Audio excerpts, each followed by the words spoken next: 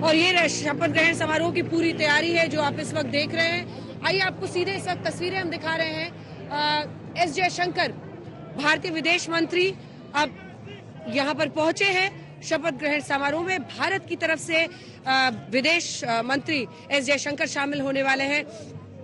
और अगर आप पूरे विश्व की नजर से देखें तो अर्जेंटीना के राष्ट्रपति शामिल हो रहे हैं, जॉर्जिया मेलोनी जो कि इटली की प्रधानमंत्री हैं वो शामिल हो रही हैं। लेकिन कई ऐसे देश हैं, चीन से अगर आप देखिए तो चीन के उपराष्ट्रपति यहाँ पर आज शामिल होने वाले हैं शपथ ग्रहण समारोह में। और भारत के नजरिए से अगर आप देखिए तो एस जयशंकर विदेश मंत्री यहाँ पर पहुंचने वाले हैं। भारत और अमेरिका के बीच में जो रिश्ते आने वाले दिनों में होंगे, 4 सालों में होंगे, उस पर पूरे विश्व की नजर रहेगी। और खास तौर पर भारत को अगर आप देखें तो भारत ये हमेशा चाहता है कि जो तकनीक के क्षेत्र में जो इंडस्ट्रियल कोऑपरेशन है, यानी जो बिजनेस टू बिजनेस आप देखेंगे जो कोऑपरेशन है, चाहे वो एप्पल फोन को लेकर हो, चाहे ऐसे जो बड़े बड़े टेक जायंट्स हैं उसको लेकर जो दोनों देशों में बिजनेस कोऑपरेशन होता है उस पर सबसे ज्यादा नजर रहेगी। और ये तभी मुमकिन हो पाता है जब दो देशों में आपसी सामरिक रिश्ते अच्छे हों, तो फिर इस तरह का बिजनेस कोऑपरेशन अच्छे से मुमकिन हो पाता है।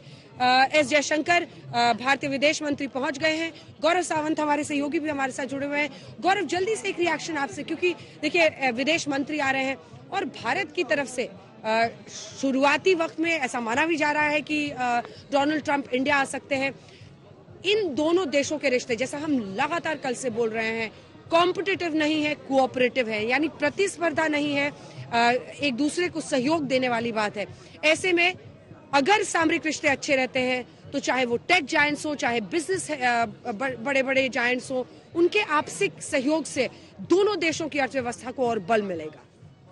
आपने बिल्कुल सही कहा, क्योंकि ये दोनों ही विश्व के सबसे बड़े और सबसे प्राचीन प्रजातंत्र भी हैं और दोनों एक दूसरे का साथ देते हैं। और इससे लाभ न केवल एक दोनों देशों का होता है बल्कि और प्रजातंत्र का भी होता है। और फिर चीन जैसे विस्तारवादी देशों को अंकुश में रखने के लिए भी भारत और अमेरिका दोनों अगर एक मंच पर हो, फिर दोनों ही देश इस समय हेल्थ केयर के क्षेत्र में बहुत बहुत बड़ा साझा अभियान चलाने की बात कर रहे हैं, जिससे वैक्सीन अमेरिका में बनने के बजाय जब भारत में बनेगी वैक्सीन, हम विश्व का केंद्र है वैक्सीन में, तो उससे विकासशील देशों को बहुत लाभ होता है। कोविड के समय भी हुआ और आने वाले समय में भी होगा।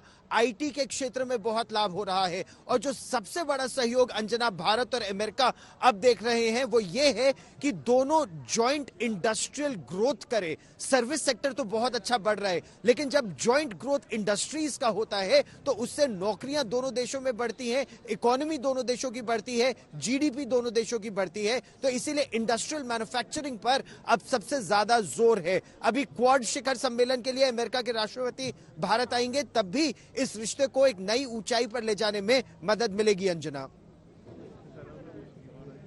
बिल्कुल। और गौरव, देखिए दोनों देशों के रिश्तों से ये एकदम साफ है, चाहे वो H1B वीजाज हो, जिससे जो स्किल्ड वर्कफोर्स है, आईटी इंजीनियर्स हैं, वो सब अमेरिका में काम करते हैं। तो इस देश में भी जो भूमिका है भारतीयों की, वो ऐसी है जिसको कोई भी नकार नहीं सकता है। और ट्रंप को खुद अगर आप देखें, डोनाल्ड ट्रंप भारतीयों से काफी करीबी हैं। और चाहे वो काश पटेल की भूमिका हो या तुलसी गबार्ड की हो, ऐसे तमाम लोग जो यहाँ की पूरे सिस्टम में, पूरा जो पॉलिटिकल सिस्टम भी है, राजनीतिक सिस्टम भी है, उसमें एक बड़ी भूमिका निभाते हैं। और ट्रंप की जो करीबी रिश्ते हैं कई यहाँ पर मौजूद प्रवासी भारतीयों से, तो माना जाता है कि भारत को लेकर कोई भी जो उनका फैसला होगा, भारत का कोई भी फैसला होगा वो किसी भी तरीके से नेगेटिव नहीं होगा, ऐसा लोग मानते हैं। बल्कि दूसरी तरफ और भी ऊर्जा इन दोनों देशों के रिश्तों में लाने की कोशिश होगी। आइए अब आपको अपनी इस रिपोर्ट के जरिए जरा दिखाते हैं कि दोनों देशों के रिश्ते किस तरह से आगे बढ़ेंगे, किस तरह की तैयारियां हैं शपथ ग्रहण समारोह में।